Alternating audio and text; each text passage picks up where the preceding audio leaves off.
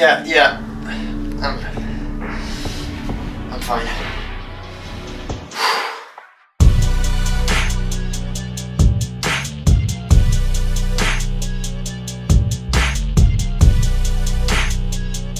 Although the development of a Venom movie was first popularized back in 2014, the story of Venom dates all the way back to 1997 when David S. Goyer wrote a script for New Line Cinema.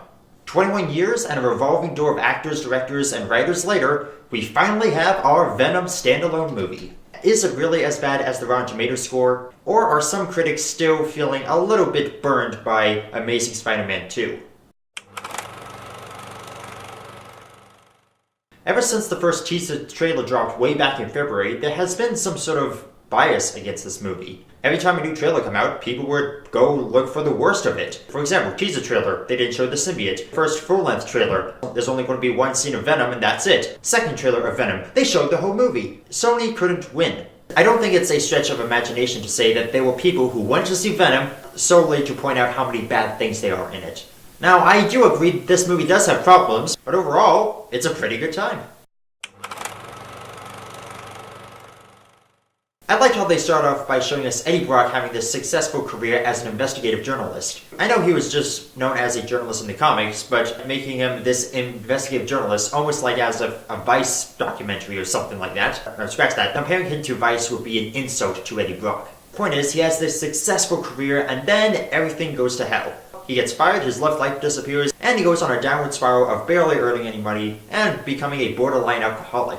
That's always been part of the Eddie Brock Venom story. He's been burned by the world, and then the symbiote comes in and sort of builds him back up. Speaking of which, these two have a very strong buddy comedy element to it. I know this may sound as a surprise considering it was sold as like a Marvel horror movie, but it works extremely well.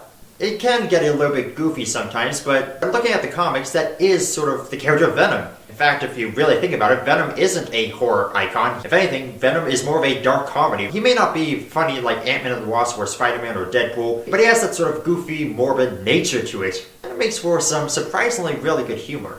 But the icing on the cake, and this happens plenty of times throughout the movie, is when Eddie would go full-on Venom and just go all out. There was one moment in this movie that made me want to jump up and say, "Yes! This is what we came here to see! I am getting my money's worth!" It was the SWAT team fight. Now, don't let the PG-13 rating sway you. This is not a kid's movie. Heads get bitten off, people get impaled, broken bones are snapped into place.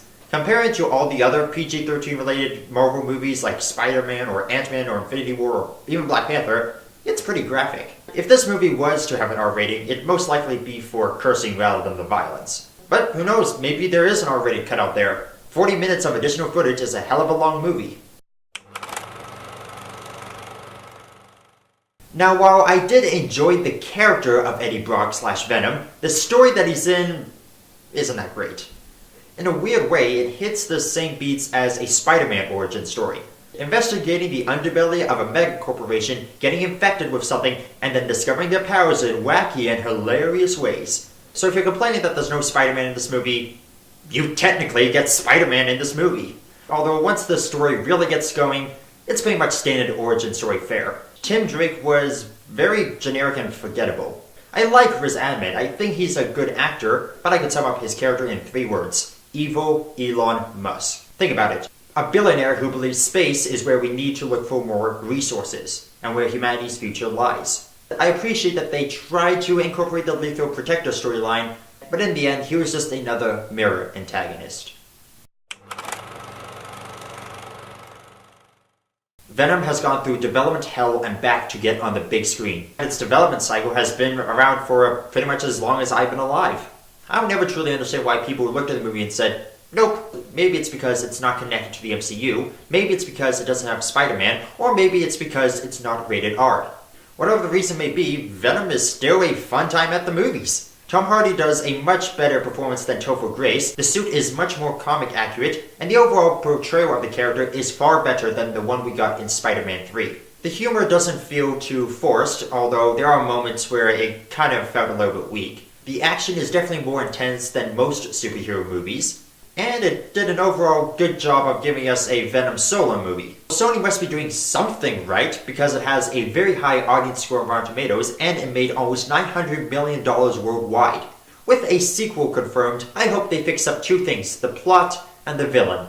And considering we're getting a particular red symbiote for the sequel, let's hope it pays off. Gotta hand it to them, Venom is worth seeing at least once in theaters, maybe even paying for the IMAX ticket. Alright, that's my review of Venom. Have you seen it? What did you think about it? Do you think there's potential for Sony's Marvel Universe to work now that we got Mobius and Venom 2 on the way? Leave your answer by commenting down below, leave a like if you enjoyed the video, subscribe and hit the bell icon if you're new here, and as always, this is the Canadian Movie Buff saying I hope you had a fantastic weekend at the movies. See ya!